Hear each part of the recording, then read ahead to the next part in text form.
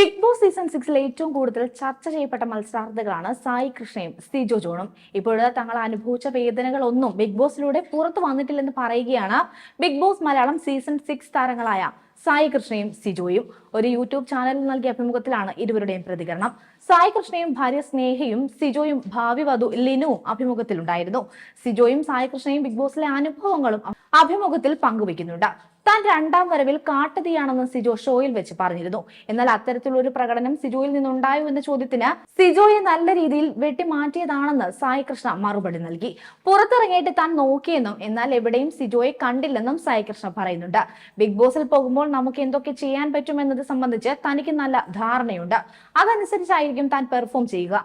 എന്നാൽ താൻ വളരെ നന്നായി പെർഫോം ചെയ്തു എന്നല്ല, രണ്ടാമത്തെ വരവിൽ തീർച്ചയായും തന്റെ പെർഫോമൻസ് നന്നായിട്ടില്ലെന്ന് തനിക്കറിയാം.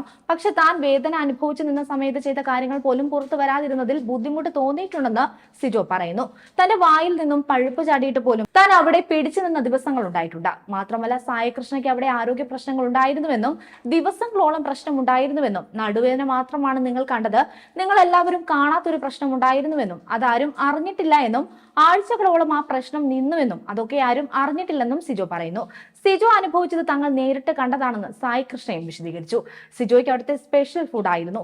സിജോയ്ക്ക് ഭക്ഷണം കഴിക്കാൻ പറ്റുമായിരുന്നില്ല എന്നും ആ സ്പെഷ്യൽ ഫുഡ് പോലും വൈകിയാണ് വരിക, നമുക്ക് ഒരു കഷ്ണം ചിക്കനോ മട്ടനോ എങ്കിലും കിട്ടുന്നുണ്ട്, എന്നാൽ സിജോയ്ക്ക് അതുപോലും കഴിക്കാൻ പറ്റുമായിരുന്നില്ല എന്നും ഓട്സിന്റെ ഇടയിലും ഒക്കെ ആയിരുന്നു കഴിച്ചിരുന്നതെന്നും കഴിക്കാൻ പറ്റാതെ അനുഭവിക്കുന്ന സിജോയെ കണ്ടിട്ടുണ്ടെന്നും സായി കൃഷ്ണ പറയുന്നു.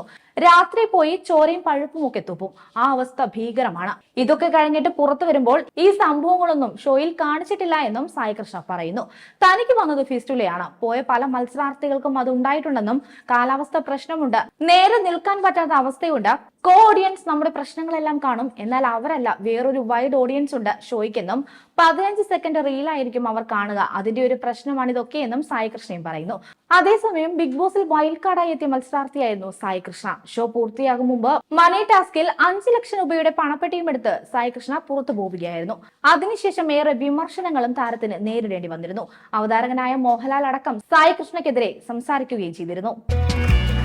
കൂടുതൽ വാർത്തകൾക്കായി B4 Blaze ഫോളോ ചെയ്യൂ, സബ്സ്ക്രൈബ് ചെയ്യൂ.